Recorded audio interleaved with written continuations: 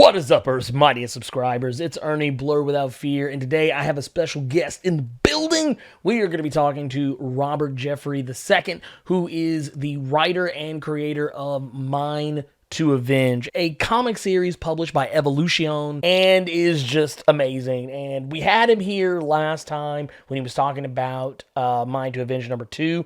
And I figured, let's bring him back. Let's talk about Mine to Avenge number 3 and, what's been going on with the book and a bunch of other stuff. There's going to be some things we probably won't talk about in this video because we probably already talked about it in the previous video, which I will put a link to if you want to go check that out. But what we're going to be talking about today is going to be Mine to Avenge number 3. And before we get started, let's hit that intro. Word to wise, grass only greener when it's fertilized. Gave them truth in these songs, they prefer to lies. Destiny beautiful, adrift in her purple eyes. You can't see me, you Stevie. Wondering how I reach more evolutions than Evie and make it look easy. What's up, Robert? What's going on with you? It's a lot. there's a lot going on, which is a good thing. First, thanks for having me back on. And so, I'm just jumping right into it. We got a Kickstarter going for the 3rd issue of Mine to Avenge, and it's been, pretty much hustle mode since we started this probably like a couple of weeks ago. For those who aren't familiar, if you haven't watched that last video, you're not familiar with Mine to Avenge, what's the elevator pitch for this comic? So the elevator pitch is, simply put, it's Blade meets Blade Runner with a bit of historical fiction and social commentary mixed in. That's pretty much what Mine to Avenge is. Now, for those who don't know, Mine to Avenge is one of those storylines that it's very special. It's something very special. We don't see very often in mainstream comics, and I would even dare say even in some indie comics. But it's just a really interesting story about a cast of characters who we don't usually see black characters in sci-fi settings like this in this capacity. One of the things that really drew me into the book is that I kind of feel like one of the characters in the book, Layla, I kind of feel like she's giving me those Ellen Ripley vibes, like those same vibes I had the first time I saw Ellen Ripley in the Alien franchise. I was like, wow, this woman is a badass. I'm like, just okay, let's go. Damn! Wow, that's yeah. I could definitely see that. That's I'm honored. I'm very honored. But yeah, she's you definitely see a little bit of Ripley in her. She's kind of a product of her time. I in the 3rd issue, we kind of get into, the fact that and it's revealed in the 2nd issue that she is a descendant of the line of Leia, who is the creator of the Retribution Cabal. So she has, I guess you could say, this lineage, in her blood, and she was molded to kind of take on that mantle. So she's like Ripley mixed in with whatever, I guess, descendant of greatness that you could think of, except on this cyberpunk stage. But it's like she, especially in the 3rd issue, you get a stronger sense that she don't want nothing to have to do with it. So with what she's, with what she's been bestowed with. As far as there's no shortage of like strong, women in popular media that I look to when I, kind of create these characters, and Ripley's one of them. I was even thinking that there's a little bit of Uhura, from Star Trek. I'm a big Trek head, and even and also Burnham, from Star Trek Discovery. So there's. Yeah. So you definitely see a lot, and even and I keep forgetting this lady's name, but the character from 28 Days Later. I don't remember the name of the character in the movie, but the actress's name is Naomi Harris, and her character in that movie is just take charge. No BS. Now, that said, what is Layla going to be getting into in Mind to Avenge #3? Like, we know we had like a really big, I guess, like an action set piece in like the last issue. What's going to be going on this issue for Layla and company? You know, part of the story is kind of, you know, a catching up occasion that she doesn't really want to, you know, be a part of. You know, this is like, you know, she's being pulled and, you know, kind of dragging and, well, not dragging, you know, being dragged, kicking and screaming. But, you know, when she left the Retribution Cabal, you know, her mindset was like, you know, I'm done with it. Any attachments that I might have had, you know, within the organization, those are gone, and, you know, she could become her own woman. And now that the Lalaries have been kind of, you know, they've popped back up, you know, she is, you know, we keep saying, you know, the last in the line of Leia, and there's something special about that, you know, as far as, you know, think of like a Van Helsing, you know, going around and, you know, just, you know, handling his business like he is always supposed to be that person. So there's definitely going to be a catching up and awkward, you know, catching up occasion when she comes back to the Retribution Cabal. And, you know, we also get a little bit of, what do you call it? Family time, you know, alone time with the Lalaries. You know, in the last issue, you know, they suffered a setback. It was, you know, their goal was to outright just kill Layla. And that didn't work because, you know, they were under the impression that the Retribution Cabal was like done, kaput. So they're kind of licking their wounds a little bit. So, and within, you know, the scenes of them licking their wounds, we kind of find out a little bit more about, you know, their back history and, you know, also a little bit of their motivations. So it's like you know, I kind of, you know, described it as the first two issues were just you know, there was a bit of action, you know, and this one is like we're taking a breath. We're actually taking a breath. We're taking a moment, and letting each side essentially regroup before we get back into the craziness that is the back half of the story. Because, you know, I've been, you know, telling folks that, you know, things are going to ramp up, you know, in such a way that I'm hoping everybody's happy with the resolution with what happens. But, you know, this one is just like, it's time to let them breathe a little bit. Let's let these people breathe, because it's about to get a little bit more complicated. Now, that being said, since we do follow each other on Twitter, and yeah, I was, you kind of caught one of your tweets where you were promoting the book, and I noticed that there was one guy who just didn't get it. Like, he had this idea that, oh my God, this just based on a picture which had nothing to do with nothing. He just got it in his head that, oh, this book must be about some woman who hates men. And I gotta admit, I was really impressed that everybody else kind of climbed in on him after that. But like, what was your take on that whole thing? Like, what was your take on that? Okay, so you know, yeah. Okay, so I find that I have to be diplomatic, or, you know, be professional with my opinions of other people's opinions about my work. You know, I'm always open to constructive criticism. You know, that helps me grow as a creator. You know, as long as you're coming at it with a, you know, an analytical or critical, mindset, I'm good with that. But when you're reading, when you're reading stuff that does not exist within the story, from just pictures, you know, from pieces of artwork, and that's the thing that it really got me about, you know, this individual's comment, is that this was some type of agenda book against Black men. And, you know, I could tell straight up that from the get-go, that he hadn't read the books. So my thing is, first of all, read the book. And at that point, then we have a discussion. if you haven't even gone so far as to look at the source material that you're criticizing, you can kick rocks. Yeah.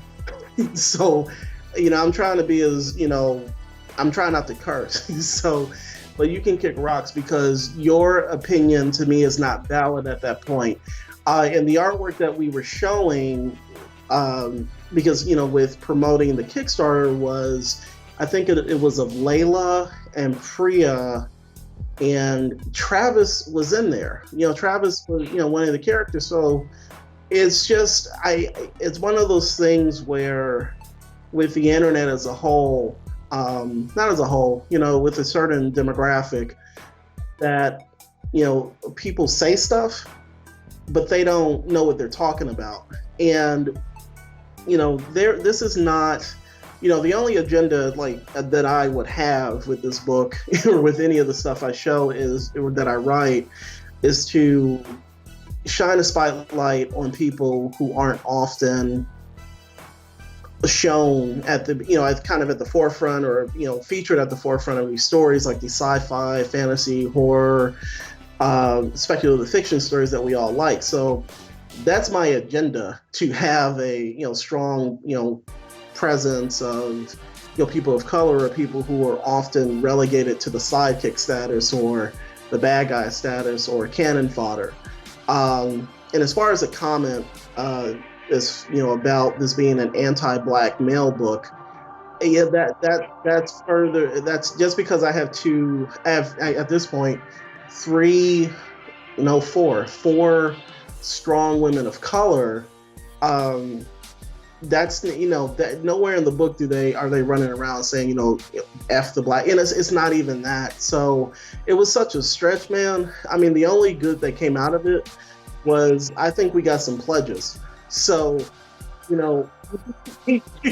so I mean, thank you to random poster number 1, but I looked at that and I laughed so hard and I showed it to friends, and it just, that's kind of one of those things that, the internet is kind of, I have a love-hate relationship with the internet because it just allows people to sometimes show how stupid they are, and how uninformed they are.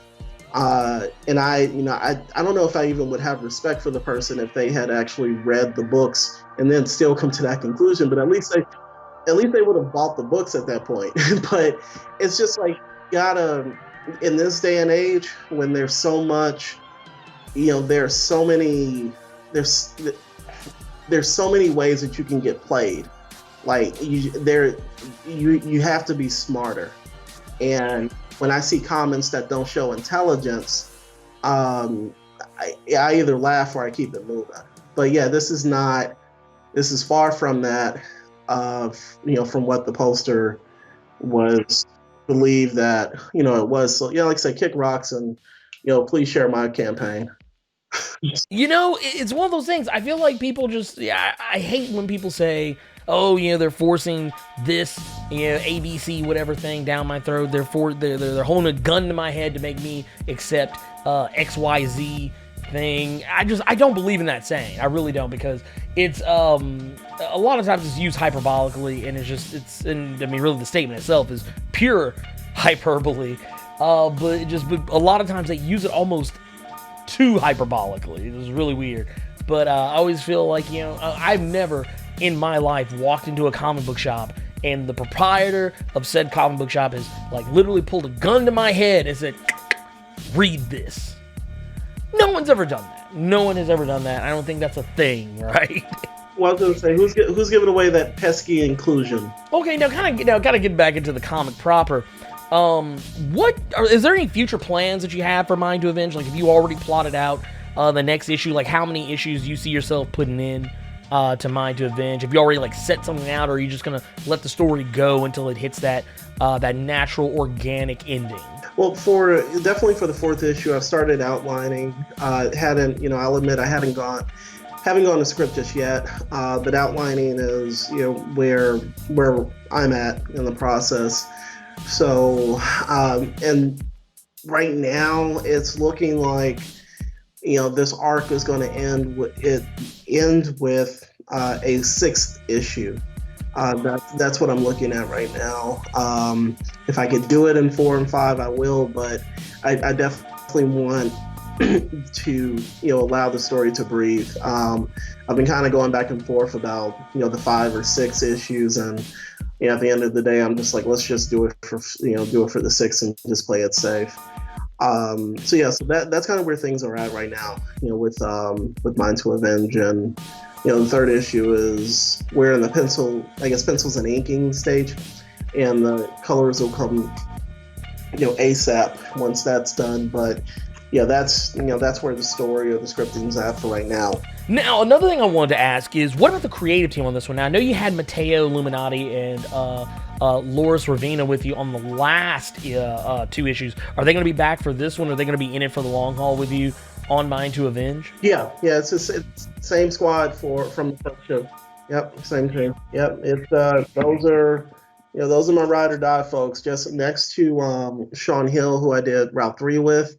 Matteo and Loris are becoming, fast becoming, my other go-to team. So they, they're the Mind to Avenge squad. Okay, now let me put some respect on Matteo's name, because Matteo Illuminati, his artwork is just, it's fantastic. There's no other way to put it. I've seen his raw pencils and inks, and man, I gotta admit, the guy is gold. He is gold. It is a crying shame that he is not been scooped up for a major comic like. And maybe that's a good thing. Maybe that's a good thing. We're not gonna cry about it, but man, I gotta know, how long does it take Matteo to turn around just one page, just pencils and inks? From what I've been noticing, it takes him probably about. And if I'm wrong, he'll let me know. I always tell folks, like, all the artists that I work with, they need to be in front of the big 2 or any of the larger companies. Like, they're extremely talented. So for him, I remember the first go around with the first issue, he was working in batches of maybe 4 to 5 pages. So maybe one page might take him, I'd say, a couple of days, if that, 2-3 days. His turnaround was actually pretty, was pretty spot on, was pretty fast. So it wasn't like we were, waiting long for him to knock out the pages. And it was always a thing of, if we needed him to go back and, do the edits, he was quick to do them. But that's kind of what I'm remembering. And now, I'll definitely check in just to make sure I got it right. But but his turnaround is pretty fast, and the same thing with Loris. They don't. Their mindset is, once they get the work, they're off to the races, and that's also another reason why. I love, working with the 2 of them. They're, the professionalism and, the timeliness is huge. Like, these guys, they're in Italy. I think they're both located in Italy. I think for a little while, Matteo was, I kept calling him the Italian in Ireland. So he was living in Ireland for a little bit, but but he now he's back in Italy. But the time difference is crazy, but when I reach out to them, they respond like ASAP as soon as they can. So it's not like it's always within 24 hours. So that's, I'm, singing their praises. They can do the work, and they do it in a, timely fashion. Now, I also want to put some respect on Loris's name, because Loris, his color work really lends itself to Matteo's art style. Like, I don't know if they've always worked together or not, or what the deal is, but I don't want to live in a world where they're not working together. I'm just going to put it like that. But that said, I really like how his color really complements Matteo's art. What is it like? I know, in the comic industry, we know that, the artist and, the writer, they're not always in the same room at the same time. They're not always in the same building. They're not always in the same city. They're not even always in the same state, let alone the same country. And that's kind of the case we're dealing with right here. What is it like working with a creative team that is split up this way, where you're here in the States, Matteo is in Italy? It's I kind of give credit where it's due. Thank you internet for the good side of the internet, but also thank you to Facebook and Dropbox. Those are key. Those are key. So that I just I checking the Dropbox folder is like Christmas. But yeah. So that I just want to toss that in. Well, I'm just going to say right now, I have my copy of Mine to Avenge #1 and #2 right here, which is a fantastic book. It's great. It was really easy for me to get into. It was pretty much everything that I could want to read, in this particular type of genre, this type of storytelling. It just really hits all the notes for me personally, and I really just love what you're doing with the writing here. The characters feel natural. The characters feel like real people that I have spoken to. They feel like actual human beings. It's not like, it's one of those things like, you always hear where, characters, they black characters specifically, we always have that joke, nobody talks like that. And it's like, it's one of those situations, like a lot of times black characters don't often talk the way that, you would expect them to in comics, and that is not the case here. This is natural. Thank you, man. Thank you. Appreciate that. Let's kind of bring it home a little bit. What would you say to someone who is still on the fence? Like they've heard everything we've got to say, and they're like, you know what? I just don't know. I just don't know. I want to, I need a little more extra enticement. What would you say to somebody that is still on the fence for Mine to Avenge #3? For all of the, high pay, fast-paced action, or, supernatural, suspenseful horror that you may love, and just the crazy, sci-fi, cyberpunk, ish that you consume on, anybody might consume through, comics, novels or film. This series has all that and a bit more. There's heart, in it. There's humor, and there's a lot of bloody action. So it's, I always tell people that, my earlier work, like Route 3, that's my PG-13, work. This is my rated R. So it's one of the series that I've come, to, just to love. And it was actually my first creator-owned series that I pitched after I got out of the DC Writers Workshop. So, the work that I did in indie comics before the workshop, and the work that I did with DC, and what I've learned, this series is a reflection of all of that. It's like a culmination of just everything that I've kind of that I've gotten out of just learning about the craft of comics. So just for a fun book, and just to kind of see how I've grown as a writer, but also this crazy ass talented art team that we have. It's a visual feast. So for all that and more, it's worth checking out. And I tell people, just try to get in on the ground floor, because I feel that the series is going places. So, and real quick, I do want to show off. I do want to go and remind you guys that this Kickstarter, which still has a few days left.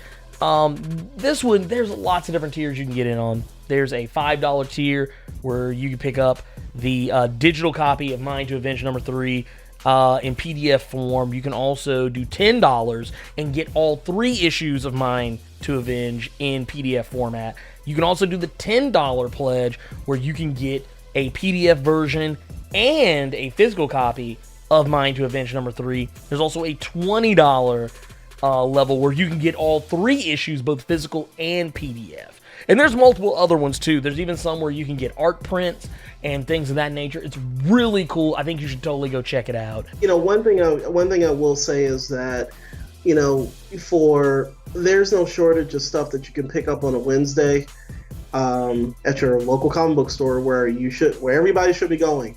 Support your little LCS.